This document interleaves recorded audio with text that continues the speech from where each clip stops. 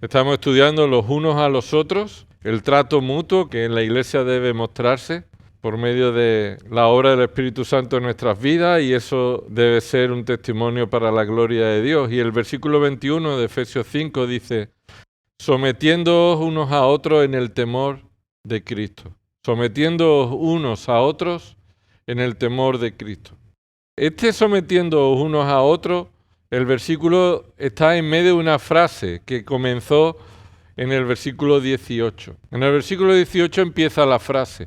La frase es larga y se ha dividido en varios versículos para poder estudiarlo bien. Y este sometiéndonos es la cuarta manifestación en una lista que aquí se muestra de cómo vive un creyente lleno o controlado por el Espíritu Santo. Mira lo que dice el versículo 18. Y no os embriaguéis con vino, en lo cual hay disolución o borrachera, sino sed llenos del Espíritu. Y ese es el mandato que los creyentes son llamados a cumplir. Ser llenos del Espíritu, según Colosenses 3:16, es que la palabra de Dios habite en abundancia en nosotros. Así, ser lleno en el Espíritu no es la manifestación del Espíritu por medio de milagros, de lenguas, como en algunas ocasiones alguna teología enseña equivocadamente. Ser lleno del Espíritu tiene que ver ser controlado por el Espíritu, en contraste a la comparación que se hace con el vino y un borracho. Por eso dice: no os embriaguéis con vino, en lo cual hay borrachera o disolución, y lo que hace el vino en un borracho, ¿qué es? Hace que esa persona pierda el control y haga cosas y diga cosas que no diría de manera natural. Pero lo contrario es lo que se nos llama a los creyentes a vivir. No controlados por el vino, sino controlados por el Espíritu. Y entonces, desde el versículo 19, se nos muestra 4 formas diferentes en las que esto se va a observar, que estamos controlados por el Espíritu Santo. Míralo en el versículo 19. ¿Cómo es un creyente controlado por el Espíritu? Hablando entre vosotros con salmos, himnos y cánticos espirituales. Esa es la primera manifestación de cómo vivimos los creyentes controlados por el Espíritu. Una vida controlada por el Espíritu se muestra en que nuestra forma de hablar está llena de alabanza a Dios. La segunda manifestación está en el versículo 19 también. Cantando y alabando a Dios, dice ahí. Cantando y alabando a Dios con vuestro corazón al Señor. Cantando y alabando con vuestro corazón al Señor. Es la segunda manifestación. Que no solamente hablamos maravillas del Señor, sino que las cantamos y alabamos al Señor desde un corazón transformado en espíritu y en verdad. Ese es el corazón o la vida que está siendo controlada por el Espíritu. Versículo 20. Se encuentra ahí la tercera manifestación. Dando siempre gracias a Dios. Dice: dando siempre gracias por todo en el nombre de nuestro Señor Jesucristo, a Dios el Padre. Y observemos un detalle aquí. Alguien controlado por el Espíritu Santo está siempre dando gracias a Dios por todo. ¿Qué quiere decir? Que el creyente controlado por el Espíritu Santo, cual sea la razón o la situación que viva, lo ve como una provisión, un cuidado, una bendición del Señor. Todo es motivo de darle gracias a Dios. La enfermedad, sí. Las necesidades, sí. Las alegrías, sí. Los regalos, por supuesto. Pero no es menos motivo de darle gracias a Dios cuando el Señor trae a nuestra vida situaciones difíciles o pruebas. Así que un corazón controlado por el Espíritu Santo siempre está alabando al Señor, siempre está cantando al Señor, siempre está dando gracias a Dios por todo. Y observa el versículo 20, en el nombre de nuestro Señor Jesucristo, a Dios el Padre. Es decir, la oración siempre está dirigida al Padre en el nombre del Señor Jesucristo. Siempre que oramos al Padre y lo oramos en el nombre del Señor Jesucristo, es por medio de Cristo. En el nombre de Cristo es por medio de Cristo, conforme a lo que Cristo nos ha enseñado que debemos pedir. Según lo que Cristo pediría, nosotros también pediríamos y oraríamos. Y la cuarta manifestación, ¿cuál es? Versículo 21. Sometiéndoos unos a otros. ¿Cómo somos llenos del Espíritu Santo? ¿Cómo se manifiesta en nuestra vida que estamos controlados por el Espíritu Santo? en la forma en la que nos sometemos unos a otros. Y observa que ahí no dice sometiéndoos al Señor, sino que está diciendo sometiendo unos a otros en el temor de Cristo. Es decir, como te sometes a Cristo, se manifiesta en la forma en la que te sometes a los demás. Si te sometes a Cristo, entonces estarás sometiéndote a los demás. Si tú dices que te sometes a Cristo, pero no estás dispuesto a someterte a los demás, no estás sometido tampoco a Cristo. Porque no estás cumpliendo o no estás actuando en reverencia o en el temor al Señor. Ahí dice en el temor del Señor o en la reverencia o como una actitud de reverencia a Cristo nuestro Señor. Él ha mandado que nos sometamos unos a otros y esto solamente es posible cuando estamos controlados por el Espíritu. Ahora, ¿qué significa someternos unos a otros?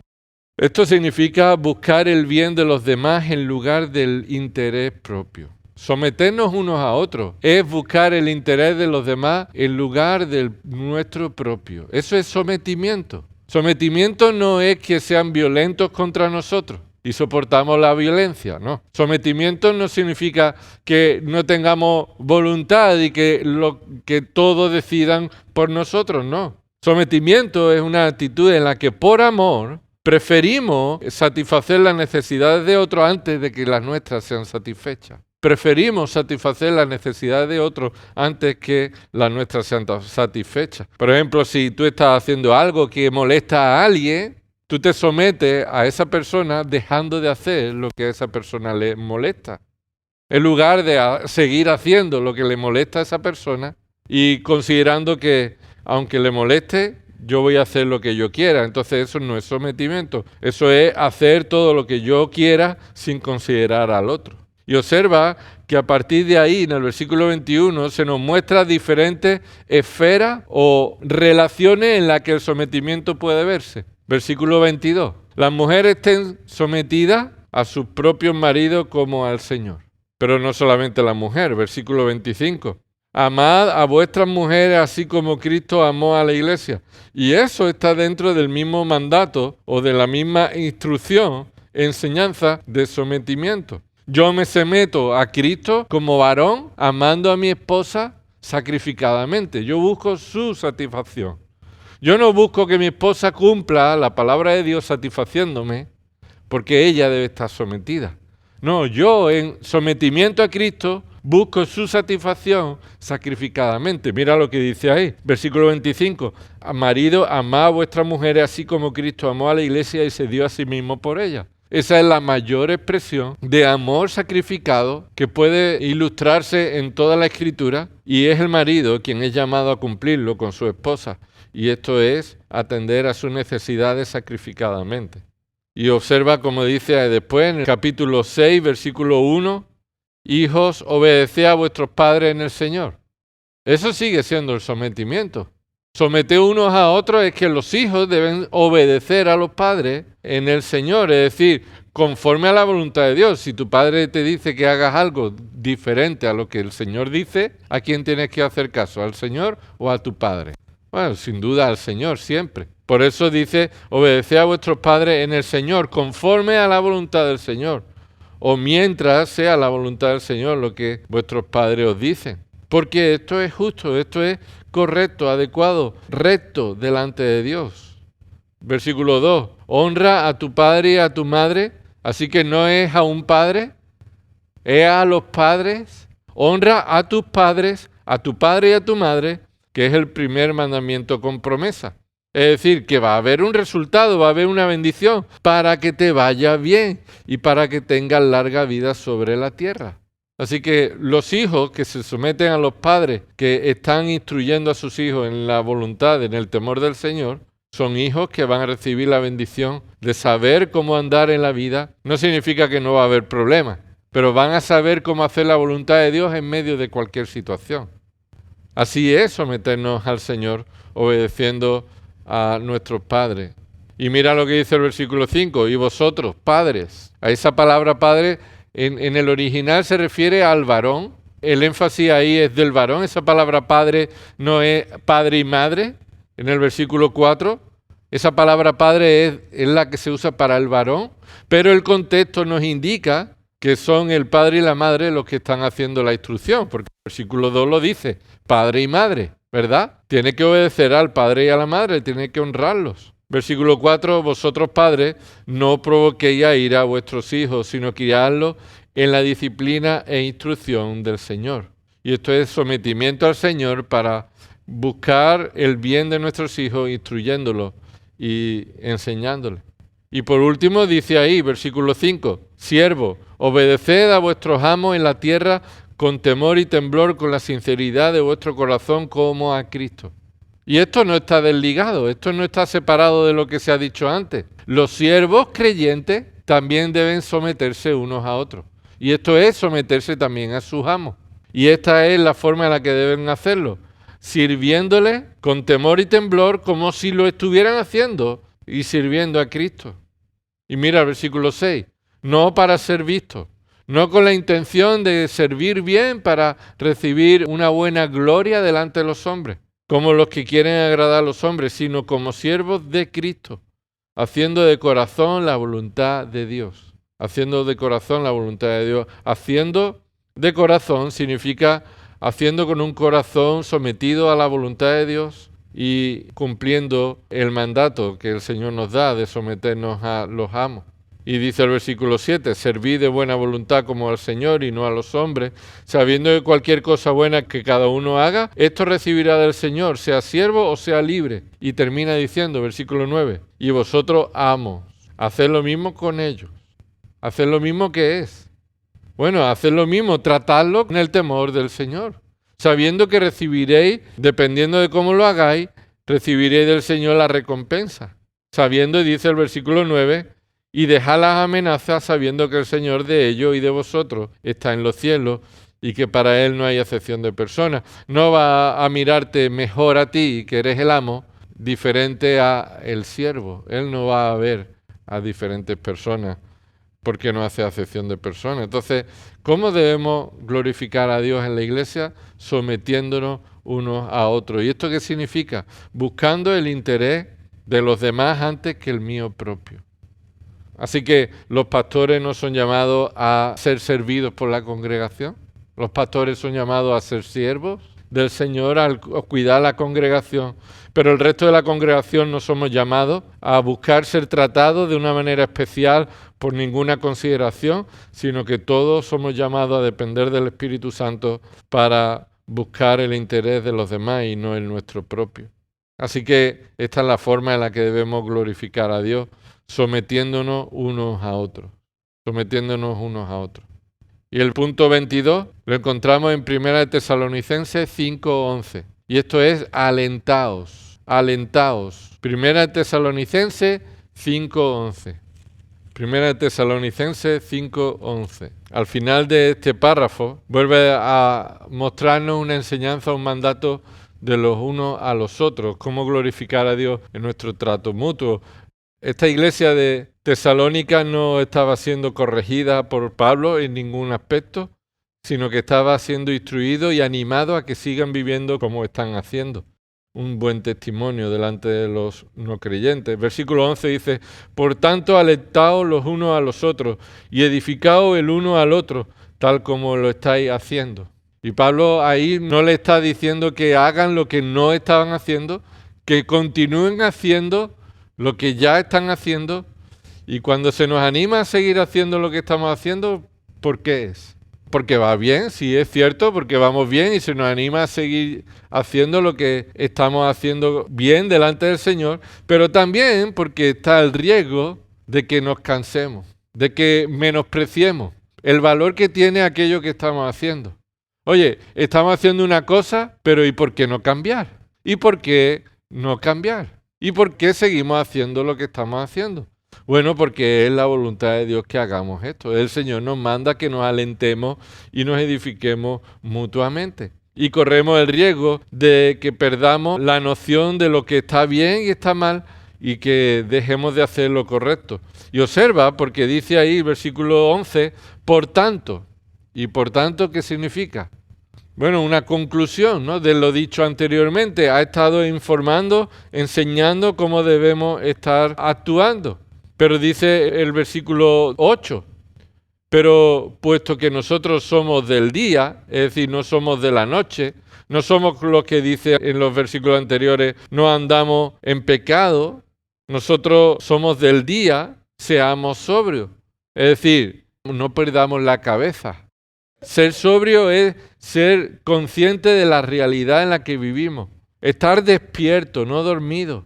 Y dice ser sobrio habiendo puesto la coraza de la fe y del amor y por yelmo la esperanza de la salvación, porque no nos ha destinado Dios para ira, sino para obtener salvación por medio de nuestro Señor Jesucristo, que murió por nosotros, para que ya sea que estemos despiertos o dormidos, vivamos juntamente con Él. Por tanto, alentaos los unos a los otros. ¿Por qué? ¿Qué acaba de decir? Que necesitamos ser alentados. Pues que lo mismo estamos aquí que no estemos. Estemos dormidos o despiertos. ¿Qué es dormido y despierto? Que sea de noche, que sea de día. No, en el contexto es vivo o muerto. Y cuando estamos vivos, bien. Y cuando estamos muertos, ¿qué? Pablo decía en Filipenses, si estamos muertos es ganancia. Estamos con el Señor. Pero entonces, ante esta situación, no perdamos la cabeza, seamos sobrios. El Señor nos ha dado una salvación no para ira, Él nos ha dado una salvación que vamos a obtener cuando Él venga. Así que vivamos juntamente con Él, ya sea que muramos o durmamos. Así que animémonos mutuamente. ¿Estamos sufriendo? Animémonos mutuamente. ¿Estamos desesperados? Animémonos mutuamente. ¿Estamos temerosos? Alentémonos mutuamente. ¿Y cómo está relacionado el alentarnos? Con el número 23. Está relacionado con edificaos. Edificaos, no dice alentaos solamente. Está diciendo alentaos, y el aliento es daros ánimo, dar aire a quien le falta el aire. Eso es alentado, es decir, venga, sigue, vamos. No sé si recordáis las carreras de ciclismo y están subiendo una montaña y está todo lleno alrededor de la carretera de personas que están ahí. Venga, venga, porque es el momento en el que es más duro. La cuesta se hace grande, empinada, las fuerzas se agotan y la gente que está alrededor le grita, le llama, venga. Y eso es el aliento. Vamos, sigue, no desmayes, sigue viviendo como hijo de luz. Ahora, no podemos alentarnos sin edificarnos. Y este es el problema muchas veces, que nos alentamos sin la palabra. O buscamos ser alentados o alentamos a alguien, pero no bíblicamente. No edificándonos. Y edificándonos siempre está relacionado con la instrucción bíblica, con la enseñanza bíblica, con la verdad bíblica. Así que alentarnos no está nunca separado de edificarnos. Debemos edificarnos, debemos traer las verdades bíblicas a nuestra mente. Debemos recordarnos por qué el Señor nos ha salvado, cómo nos ha salvado, hacia dónde vamos y cómo debemos vivir en medio de este tiempo. Y todo eso son por medio de verdades bíblicas que no pueden ser menospreciadas. A veces nos alentamos con frases que vienen en internet fácilmente y son frases bonitas. Hoy puede ser un gran día si te lo propones, que no vienen de la palabra de Dios, que no son en dependencia de Cristo y de su obra en nosotros. Así que los creyentes debemos edificarnos los unos a los otros. Y esto es la forma en la que nos alentamos unos a otros. Hebreos capítulo 10, versículo 24. ¿Cuál es la otra forma que Hebreos 10, 24 nos dice que unos a los otros nos debemos considerar para glorificar a Dios? Y considerémonos cómo estimularnos unos a otros al amor y a las buenas obras. Mira, observa un detalle de ese versículo. En primer lugar, es que es una parte de una lista, el final de la lista. Porque cuando empieza el versículo 24 y la mayoría de las veces viene una lista. Es la última, es la conclusión de la lista. ¿Dónde empieza la lista? La lista empieza, versículo 23. Mantengamos firme la profesión de nuestra esperanza sin vacilar, porque fiel es el que prometió. Y considerémonos cómo estimularnos unos a otros al amor y a las buenas obras. Observa que la lista empieza diciendo que nos debemos mantener firmes. Esa es la primera parte de la lista. Y la primera parte de la lista de que debemos mantenernos firmes Es la forma en la que debemos vivir la vida en dependencia de nuestro sacerdote, Cristo Jesús, quien entró en el lugar santísimo por medio del sacrificio de su sangre, lo que está diciendo los versículos anteriores. Entonces, si Cristo entró en el lugar santísimo por su sacrificio, debemos mantenernos firmes en esa profesión, en la que nuestra esperanza es entrar también en ese lugar santísimo. Porque esa esperanza es una esperanza que no va a cambiar. Porque mira como dice el versículo 23, mantengamos firme la profesión de nuestra esperanza sin vacilar, porque fiel es el que prometió. ¿Qué está enfatizando ahí de un atributo de Dios? ¿Cuál es el atributo que enfatiza?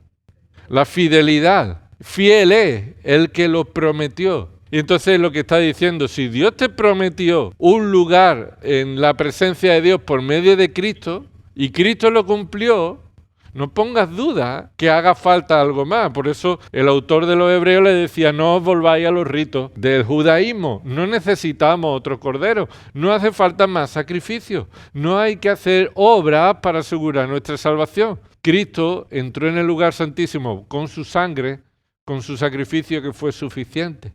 Y Él prometió que podríamos entrar en su presencia por medio de Cristo. Y Él es fiel, que lo prometió, así que nosotros mantengámonos firmes ¿en qué? En su fidelidad. Mantengámonos firmes en esta confianza de que Él es fiel en lo que prometió. Y además, considerémonos, versículo 24, y ese es el énfasis. El énfasis no es estimularnos, el mandato no está en el estimularnos, el mandato está en considerémonos. Considerémonos. ¿Qué significa considerarnos? La palabra ahí que se utiliza para hablar de considerarnos es poner la atención sobre otros. Poner la atención sobre otros. Es decir, observar la necesidad del otro. Mirar la situación en la que el otro creyente se encuentra. Así que considerarnos unos a otros es por medio de esta obra de comprender la necesidad de la otra persona. Comprender la necesidad de la otra persona. Tomar nota de qué está pasando en la vida de otra persona. Es tomar nota, es comprender su necesidad. Y comprender a la otra persona para poder estimularla, para que siga viviendo en el amor y en las buenas obras que el Señor nos ha dado. Y esto es lo que significa mantenernos firmes. Seguir andando en el amor y en las buenas obras que Dios preparó de antemano. Versículo 25, una de ellas está puesta ahí. No dejando de congregarnos. Dejarnos de congregarnos es una obra de haber bajado la guardia. Dejar de congregarse con los hermanos en un culto público es una manifestación de no mantenerse firme. Es una manifestación de haber abandonado la dependencia y el mandato de Cristo que prometió por medio del Evangelio llevarnos a la presencia de Dios. Así que dejarse de congregar es lo que algunos han tenido como costumbre y eso es lo que debemos dejar de hacer y debemos considerarnos o comprender la necesidad de los hermanos para animarlos a que mantengan su actitud firme en el amor y en las buenas obras. Esto glorifica a Dios. No se trata de, bueno, yo me mantengo fiel y allá cada cual que haga lo que quiera. Eso es una actitud egoísta, pecaminosa, soberbia. Y además, cuanto más me mantengo yo fiel y otros fallan, se muestra que yo estoy mejor que ellos. Y eso posiblemente, sin ser consciente, puede instalarse en nuestra forma de ver a una congregación. Están los más fieles y los menos fieles, los más comprometidos y los menos comprometidos. Y eso puede llevarle a una consideración de pecaminosidad y soberbia a los que creen que son más comprometidos. Bueno, si tú eres fiel, no mires solamente tu obra de fidelidad, sino cómo debes estar animando y ayudando a los que no son tan fieles. Ahí es donde se muestra. O en otro lugar Pablo le dice, vosotros que sois espirituales, restaurad al que peca con espíritu de mansedumbre. Bueno, el espiritual no ve al otro pecar y dice, menos mal que yo no soy quien está pecando, mira ese. No, el espiritual mira a ese que está pecando, ve su situación, su necesidad y se acerca a ayudarle. Igual ahora mismo, también se nos dice aquí que debemos considerarnos mutuamente para estimularnos. Y no es solamente examinarnos a nosotros mismos para estimularnos a nosotros mismos, sino a aquellos que están en necesidad de animarnos para seguir en las buenas obras, en el amor mutuo. Así que damos gracias a Dios por lo que Él está haciendo en nuestra vida, cómo Él está obrando en nosotros y nos está ayudando a fortalecernos en estas obras que le glorifican, pero también debemos reconocer y examinar en nuestro corazón si estamos necesitados de algún mandato que no estamos cumpliendo. ¿Estamos sometiéndonos unos a otros? ¿Estamos alentándonos unos a otros, edificándonos unos a otros? ¿Estamos tomando nota y considerándonos unos a otros para estimularnos, para animarnos al amor, a las buenas obras? ¿O estamos embriagados con las cosas de este mundo y no controlados por el Espíritu? ¿O estamos dormidos y no estamos atentos? ¿O estamos buscando nuestra consideración en lugar de considerar a los demás? Esto es lo que el Señor nos manda que examinemos en nuestras vidas. Señor, te damos gracias, Padre, por tu palabra. No somos nada sin ti, Señor. No hay nada en nosotros que merezca la alabanza. Lo bueno que haya en nosotros es por tu gracia, Señor, y también lo malo que siga habiendo en nuestras vidas. Somos responsables, Señor, de cómo estamos permitiendo que controle nuestro corazón. Por eso te rogamos, Padre, que nos ayude a someternos unos a otros, a considerar a los hermanos, a buscar su interés antes que nuestro propio, alentarnos, edificarnos en tu palabra, Señor, alentarnos y edificarnos mientras estamos en esta vida hasta que tú vengas, mientras estamos en esta vida. Si tú traes sufrimiento, si tú traes situaciones difíciles, Señor, debemos seguir alentándonos y animándonos hasta que tú vengas a por tu iglesia o seamos llevados a tu presencia en la muerte, Señor, y también queremos pedirte que nos ayude, no a considerarnos a nosotros mismos, no a comprender o tomar nota de nosotros mismos, de nuestras necesidades. Señor, ayúdanos a examinar cómo podemos ayudar, alentar, animar a otros, cómo podemos estimularnos, cómo podemos animarnos para que podamos vivir una vida que te glorifique en amor a ti, en amor al prójimo, en amor a los hermanos, en amor a Cristo y el Evangelio. Señor, y también perdónanos cuando nosotros estamos buscando solo nuestra gloria, Señor, o justificando nuestro pecado en nuestra vida. Por eso te pedimos, Padre, que Cristo siga siendo y actuando en nuestras vidas como el único Señor y Salvador. Que nuestra dependencia sea en la obra que Él realizó, la sangre que Él derramó, de manera injusta, Señor, pero para justificar a aquellos que tú nos has llevado a Cristo con fe. Por eso te pedimos, Señor, que te glorifiquemos en cualquier situación, en dependencia de tu Espíritu, bíblicamente, en las verdades que tú has revelado en tu palabra. Perdona nuestros pecados, Señor, y ayúdanos, Señor, a poner en práctica lo que hemos aprendido. En el nombre del Señor Jesús. Amén.